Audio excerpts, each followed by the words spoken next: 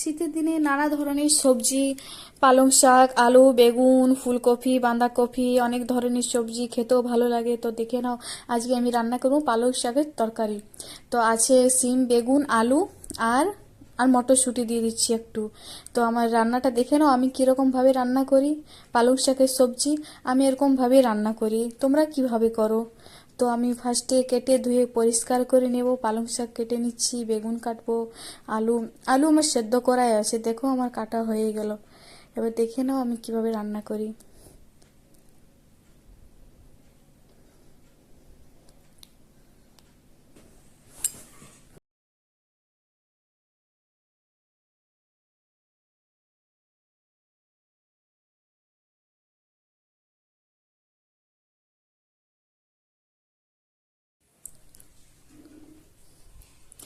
কড়াই চাপিয়ে দেবো, এবার কড়াইটা গরম হোক।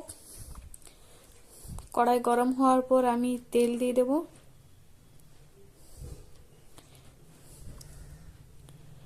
তেল দেওয়ার পর ফোড়ন দিয়ে দেবো। ফোড়ন দেওয়ার পর আমি থেতো করে আদা রসুন একটু ভাজবো হালকা মতন, তারপর আমি পেঁয়াজ আর লঙ্কা দেব। এরকম ভাবে আমার শাশুড়ি মা বলেছে রান্না করতে, তাই আমি এরকম ভাবেই করছি। মা ছিল সামনে, বলে বলে দিচ্ছিল। আমি অন্যভাবে করি, একদিন তোমাদের সাথে শেয়ার করব আমার রেসিপিটা।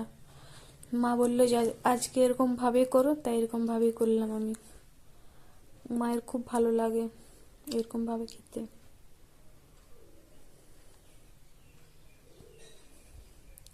দেখো হালকা হালকা ভাজবো, লাল লাল হয়ে যাবে, তারপরে আমি দিয়ে দেবো পেঁয়াজ আর লঙ্কা, কাঁচা লঙ্কা। আমি এখানে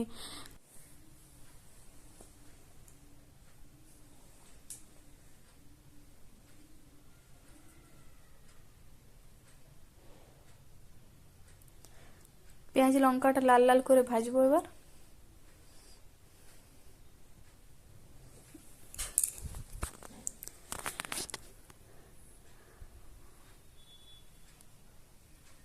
দেখো আমার লাল লাল করে ভাজা কমপ্লিট।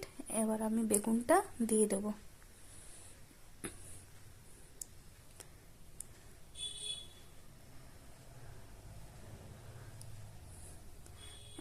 নাড়াচাড়া করে নেবো বেগুনটা।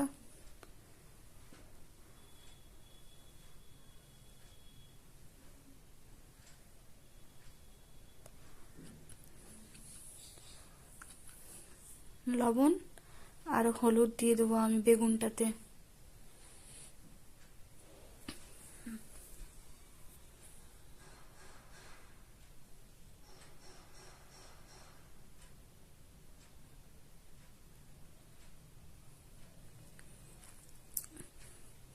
এটাও ভালো করে একটু ভাজবো লবণ আর হলুদ দিয়ে। তারপরে পালং শাকটা দিয়ে দেবো।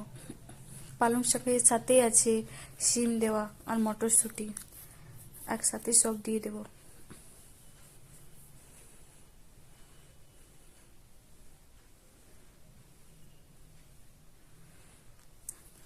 তারপরে একটু সবজি মশলা দিয়ে ঢাকা দিয়ে দেবো।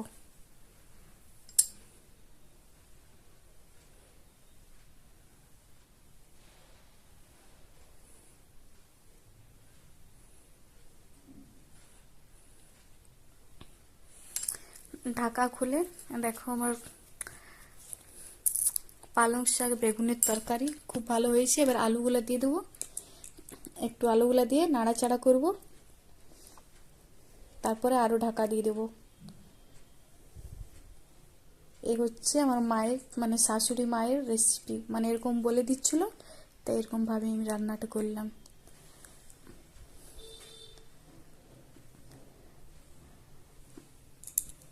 দেখো আমার পালং শাকের তরকারি হয়ে গেছে কমপ্লিট।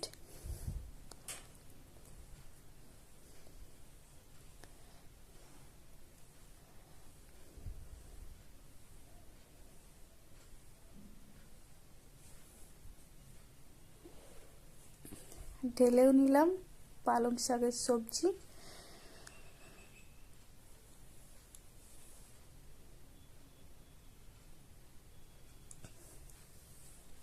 দেখো কালারটা খুব সুন্দর হয়েছে তরকারিটা। কে কে খাবে চলে এসো। তারপর মাকে বললাম যে মা তুমি খাও আর বলো কেমন হয়েছে। বলছে না না তুমিই খাও। তো আমি খেয়ে দেখলাম খুব সুন্দর হয়েছে, ভালো হয়েছে।